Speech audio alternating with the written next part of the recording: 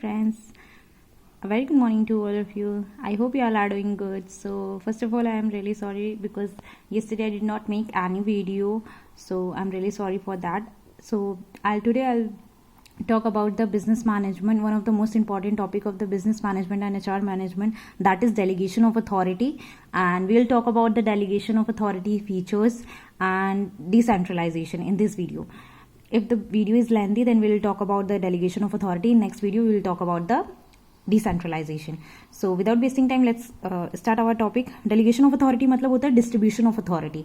Like for example, आप किसी retail sector की बात कर लो या किसी भी बिजनेस ऑर्गेनाइजेशन की बात कर लो, सारा काम एक इंसान नहीं कर सकता. अगर वो कर भी सकता है, मान लो कि अगर वो मल्टीटास्किंग है, मल्टी टैलेंटेड है, वो सारा काम कर भी सकता है, बट वो इतना एफिशिएंटली एंड इफेक्टिवली नहीं कर पाएगा क्योंकि हर एक इंसान का स्पेशलाइजेशन अलग होता है. Like for example in business management एक पर्सन है जो एचआर भी है, वहां का वो ओनर भी है बिजनेस का, and he is doing sales also, he or she is doing sales also and satisfy the customer, and वो कैश काउंटर का भी देखता है, ठीक है, बिल्स वगैरह भी वही मेंटेन करता है. तो वो सारा काम एफिशिएंटली एंड इफेक्टिवली नहीं कर पाएगा. तो क्या करते हैं कि जो अपनी रिस्पॉन्सिबिलिटी होती है, जो अथॉरिटी होती है, वो डिस्ट्रीब्यूट कर देते हैं कि राइट कैंडिडेट को राइट जॉब मिले ताकि वो अपना स्पेशलाइजेशन का यूज करके वो अच्छे से वो काम कर सके. तो that is all about the delegation of authority. Delegation मतलब काम को बांट देना. जो काम वो पर्सन अच्छे से ज्यादा कर पाएगा, जिसके पास सेल्स एंड मार्केटिंग का एक्सपीरियंस है, वो सेल्स एंड मार्केटिंग एरिया देख लेगा. जिसकी अकाउंट्स अच्छी है वो कैश काउंटर वाला देख लेगा.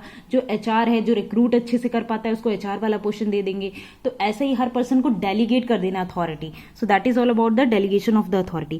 The delegation of authority in an organizational process wherein the manager divide his work among the subordinates and give them the responsibility to accomplish the respective task. Of course manager जो होता है वो सारे HR manager जो होता है वो सारा वो काम समझा देता है कि तुम कैश काउंटर का देखोगी, तुम सेल्स का डिपार्टमेंट देखोगी, एंड तुम लेडीज वियर में, एथनिक में जाओगी, तुम मॉडर्न में जाओगी, एंड तुम जेंट्स वियर में जाओगे. सो वो डिस्ट्रीब्यूट कर देते हैं कि आपको पर्टिकुलर हेड के अंदर ये काम करना है, ठीक है, मैंने चाहिए. He also shares the authority, that is the power to take the decision with the subordinates. वो पावर भी देखे. जब आप डेलीगेशन ऑफ अथॉरिटी करते हो तो आप उसके साथ पावर भी ट्रांसफर करते हो दैट पर्सन की, कि वो उसके लिए एक्शन ले सके, ठीक है, so that the responsibilities can be completed efficiently. अगर आप किसी पर्सन को पावर दोगे उस अथॉरिटी को डिस्ट्रीब्यूट कर, लाइक फॉर एग्जांपल आप किसी को रिस्पॉन्सिबिलिटी दे रहे हो तो उसके साथ उसे पावर दोगे तो वो एफिशिएंटली उस काम को कर पाएगा. अब in other words the delegation of the authority involve the sharing of authority. अब डेलीगेशन ऑफ अथॉरिटी मतलब अथॉरिटी को शेयर कर दिया downwards to the subordinate and checking their efficiency by making them accountable for their doing work. अब for example आपने sales में किसी लड़की को भेज दिया एंड किसी लड़के को भेज दिया, एंड आप रिस्पेक्टिव उनका चेक नहीं कर रहे हो, टाइम टू टाइम आप देख नहीं रहे हो, तो आपको कैसे पता चलेगा कि वो इंप्रूव कर रहा है कि नहीं. ऐसे बिजनेस मैनेजमेंट में 360 डिग्री परफॉर्मेंस अप्रेजल बोला गया है. 360 डिग्री परफॉर्मेंस अप्रेजल में क्या होता है कि आपको हर एक पर्सन रिव्यू करता है, आपके सबॉर्डिनेट आपको रिव्यू करते हैं, ठीक है, उनसे पता चलता है कि आप परफॉर्म अच्छा कर रहे हो कि नहीं. तो मैनेजर को देखना भी पड़ेगा कि वो जो पर्सन है वो अपनी ड्यूटी अच्छे से फुलफिल कर पा रहा है कि नहीं कर पा रहा है ऑर्गेनाइजेशन में, ठीक है. सो ये भी आ जाएगा. In an organisation the manager has several responsibility. अब एक मैनेजर के पास बहुत सारी रिस्पॉन्सिबिलिटी होती है. So in order to reduce his burden, certain responsibility and authority delegated to the lower level, that is to subordinate to get work done by the manager behalf. Sometime ऐसा होता है कि manager के behalf पे subordinate भी काम करते हैं. अब सारा काम तो मैनेजर नहीं कर सकता ना, सारा काम कर भी सकता है तो एफिशिएंटली इतना नहीं कर पाएगा. तो वो क्या करता है, अपनी रिस्पॉन्सिबिलिटी सबॉर्डिनेट्स को दे देता है कि कोई काम करने हो. जैसे जब हम ग्रुप में वर्क करते हैं तो मैनेजर ने हम लोग को टास्क दिया होता है कि you have to complete that project, so हम लोग ग्रुप में कर लेते हैं, तो मैनेजर के ऊपर इतना प्रेशर नहीं आता है. और feature of delegation of authority में क्या आएगा, delegation means giving power to the subordinate to act independently but within the limits prescribe by the superior. अब डेलीगेशन ऑफ अथॉरिटी में पहले बात बताया गया कि अगर मैनेजर आपको कोई टास्क देगा तो आपको उसको सर्टेन पीरियड ऑफ टाइम में उसको कंप्लीट करना है, एंड उसके साथ साथ जब वो अथॉरिटी आपको डेलीगेट करेगा तो उसके साथ साथ आपको पावर भी देगा ताकि वो आप काम कर सके और इंडिपेंडेंटली आपको काम करना है. जैसे प्रोजेक्ट्स वगैरह में होता है, ये सब काम होता है. सेकंड में आपका delegation does not mean that manager give up his authority but certainly he share some authority with the subordinate essential to complete the responsibility. Like अब मैनेजर ने आपको कोई काम दिया है, सेकंड पॉइंट में ये लिखा है कि मैनेजर ने अगर आपको कोई रिस्पॉन्सिबिलिटी दी है तो ऐसा नहीं है कि आपको पूरा काम ऐसा नहीं है कि आपको पूरा ड्यूटी भी दे दिया, सारी रिस्पॉन्सिबिलिटी भी दे दिया. वो अपना कुछ एक पोर्शन देता है कि आपको आप ये कर सकते हो, वो भी उस वर्क के लिए, ठीक है. तो सारा परफॉर्म नहीं होता.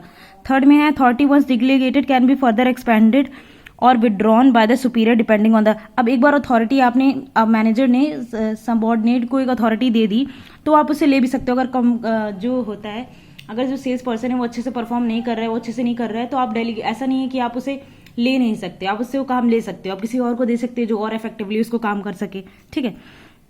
फर्दर एक्सपेंडेड और विड्रॉन भी कर सकते हैं और भी उसको काम दे सकते हैं अगर उसने अच्छे से काम किया। The manager can not be delegate the authority which he himself does not possess. Also he can not delegate his full authority to a subordinate. अब इसमें बोला ये गया है कि जो मैनेजर होगा वो अपनी पूरी अथॉरिटी, ऐसा नहीं है कि सबऑर्डिनेट को उसने सब कुछ दे दिया, फुल अथॉरिटी दे दिया कि तुम मेरी जगह आके बैठ के काम करो। अभी मैनेजर मान लो किसी प्रोजेक्ट में फंसा हुआ है तो वो काम नहीं कर सकता, तो वो उसके अंडर में सबऑर्डिनेट को कोई काम दे सकता है, बट ऐसा नहीं है कि उसने फुल अथॉरिटी दे दी कि तुम मेरी सीट पे आके बैठो, मेरे सारे डिसीजन तुम लोगे। अब लाइक रिक्रूटमेंट का काम एचआर का है तो एचआर ही उसे अच्छे से कर पाएगा, बट मान लो अगर एचआर अवेलेबल नहीं है तो मैनेजर जो कंपनी का ओनर होते हैं वो एचआर की जगह काम कर सकते हैं, बट ऐसा नहीं है कि वो सारा काम एचआर की जगह वो ही कर ले, उनको पूरा अथॉरिटी मिल जाए। उनके बिहाफ पे वो काम कर सकते हैं क्योंकि अभी एचआर अवेलेबल नहीं है, ठीक है। उसके बाद the delegation of the authority में बी ओरल, रिटन और may be any specific and general. अब जो डेलीगेशन ऑफ अथॉरिटी ओरल भी हो सकता है, आप उसे बोल भी सकते हो, रिटन में भी दे सकते हो, और स्पेसिफिक और जनरल भी हो सकता है। The delegation is an art and must comply with the fundamental rules of organisation. जो डेलीगेशन मतलब डिस्ट्रीब्यूशन ऑफ जो अथॉरिटी होता है वो एक आर्ट है एंड उस फंडामेंटल ऑर्गेनाइजेशन के कुछ रूल्स एंड रेगुलेशन के अंतर्गत उसे बोला गया है। अब लाइक जैसे डेलीगेशन ऑफ अथॉरिटी का ये डायग्राम है, ठीक है। डेलीगेशन ऑफ अथॉरिटी टॉप से आती है, ऊपर से नीचे की तरफ आती है। मतलब जो आपका ओनर है, लाइक जो टॉप लेवल के मैनेजर्स बैठे हैं वो अपना काम डेलीगेट कर सकते हैं मिडिल लेवल को, मिडिल लेवल लोअर लेवल को, लोअर लेवल ऑपरेटिंग लेवल और वर्कर से। ये एक ऊपर से नीचे टॉप टू डाउन अप्रोच है delegation of authority. So that is all about the delegation of the authority. In next video we will talk about the decentralization. Thank you for watching this video. Stay tuned for the next video.